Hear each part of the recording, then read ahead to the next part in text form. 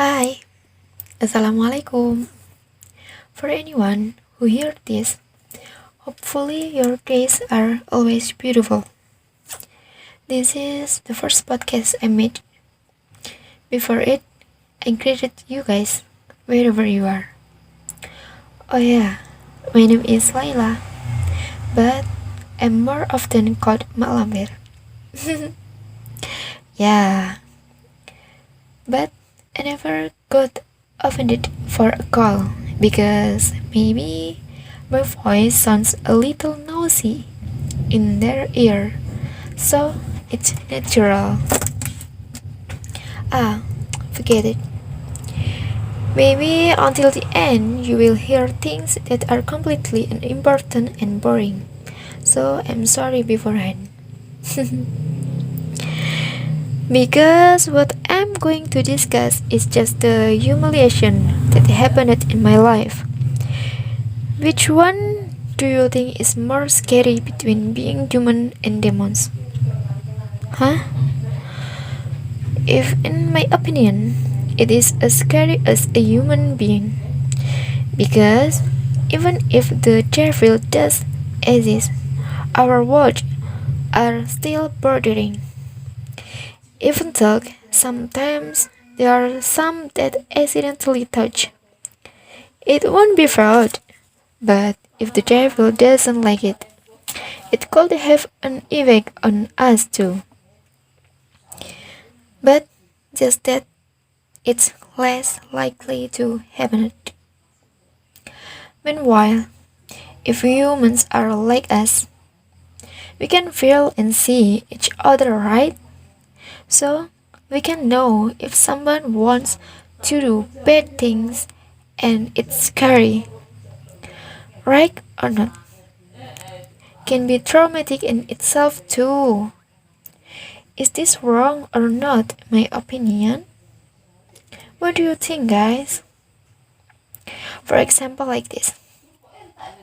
If we suddenly hear a voice, but when we're looking for it, there is no source of sound. Even if that is what makes a devil who want to disturb us, we can still think, oh, it must be a cat or a mouse. There are lots of them here, right? Meanwhile, if there is a sound, when you want to see there is someone's shadow, this brain is rarely able to think positively.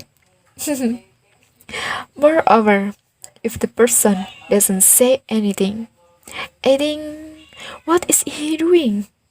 Just begging, but doesn't say anything. Could it be? Could it be? Yeah, that's how I thought. Am I the only one who but know if there's anything? Eh, this story remind me of my story last year. I'll, I'll tell you a little what's wrong. Counting while guessing the duration. Okay, I'll start it. At the time, my mother and my brother made a fuss about last night. She said someone was knocking at the door. Because I slept like a buffalo, I didn't hear anything. So I just listened to their stories.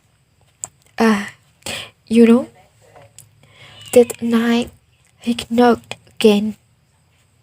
It was really accurate that the one sleeping in the front of a house was just me.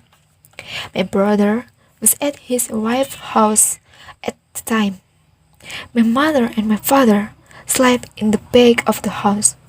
After that, he was still tapping without say anything because I'm getting scared, so I just kept quiet and didn't dare to move.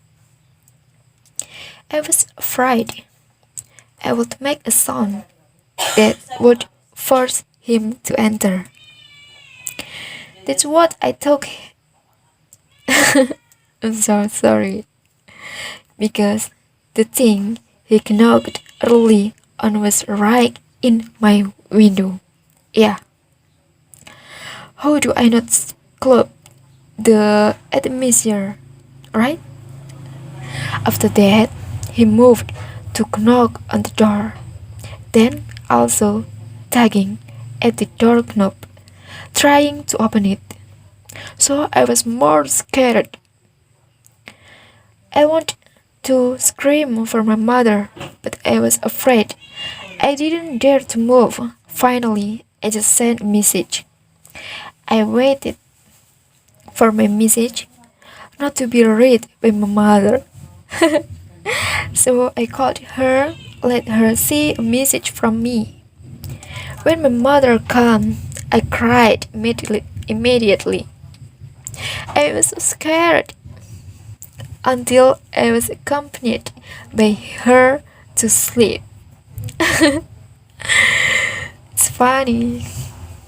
How about you guys? Do you have a scary incident happened? Hopefully the scary story is just a dream. Don't come true.